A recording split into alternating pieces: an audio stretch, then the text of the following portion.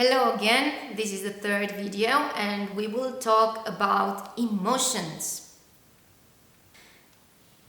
So, emotion is an element present in the normal life of each individual and it can be defined as an intense feeling of very short length. It takes approximately 90 seconds. Can you believe that? Yes, it's true. Emotion appears in response to an external stimulus that alters the inner balance, with the role of preparing the human being for action. Emotion is the impulse that sets the individual into motion. They usually come suddenly out of nowhere, apparently, and they go just as quickly as they came if we just admit them and let them pass on. When an emotion persists in time, it becomes the manifestation of a maladaptation and the shaping of an affective disposition. For example, depression is a mood disorder based on a persistent state of feeling sad and living in the past instead of the present, just as anxiety is correlated with a persistent state of worry and fear of what might happen.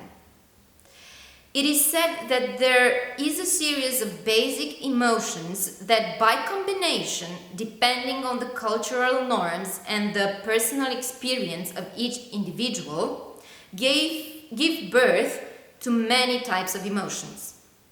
This theory is based on the research conducted by Paul Ekman. He traveled around the world and discovered that across various cultures, both literate and illiterate, there are some facial expressions correlated with emotions that can be identified by all people. First, there were identified 5 such emotions: fear, anger, sadness, happiness, and disgust. In time, he added 2 more: surprise and contempt. As you can observe, the emotions can be divided as positive, such as happiness, surprise, and negative, such as fear, anger, disgust. Sometimes you might hear that fear or anger is considered by some as a bad emotion. Please remember that regardless their type, all emotions are useful for the development of the human being. Emotions appear naturally as a reaction to certain factors that act on the individual, and they are aimed at helping him cope with stressful moments. For example, if we think about a time when we were afraid, we can observe how we felt. Our body that was kind of paralyzed, our breathing slowing down, our muscles tense, and our heart beating very hard, just to be able to detect and track threatening sounds and movements and to run away as quickly as we can if necessary. Theater, of course, offers a series of exercises aimed at becoming aware of your emotions. Why is it so important to be aware of your emotions? Because, as I said, emotion is the impulse that sets us into motion. So we need to deal with our emotions and those of others every day. Identifying and admitting my own emotions is the first step in understanding and accepting the emotions of the other, which will make the interaction between the both of us better and more efficient. Exploring emotions is the first step in the emotion management process that helps us build empathy and emotional intelligence within the community. Emotion is also linked with memory. a subject that you already discovered reading the theoretical resource created by Professor Bogdana Barje that is uploaded on the platform.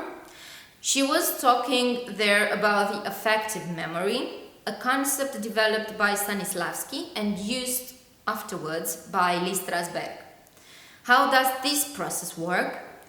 You have a given stimulus, let's say the smell of cinnamon, and you will be instantly reminded by the days of Christmas in your childhood when your grandmother was cooking some sweets with cinnamon, and the love and care you felt being around her. On stage, actors use this type of memory when they need to spice up the way they feel in order to make their actions more authentic and believable. Affective memory is important for non-actors as well because it helps you realize that you can transform your life and make it a little bit more tasty in arid times.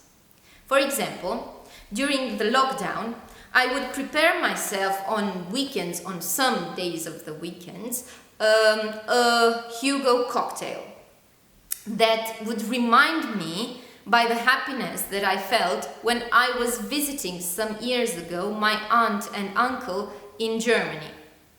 Just a sip of Hugo and I could feel the relaxation and the joy just being there with them in the evenings. Let's have a try and do this exercise together at the session in Zoom so you will have a glimpse of how does it work. So, bring with you any of the following: onion, vinegar, cinnamon, lemon, alcohol of any kind. It can be the medicinal one or it can be the one that you can drink, like vodka for example.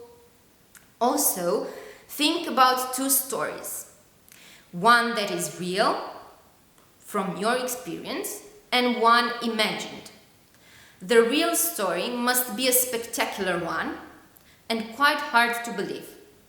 The imagined story must seem real and you can use something from your own life to start to begin with in this imagined story.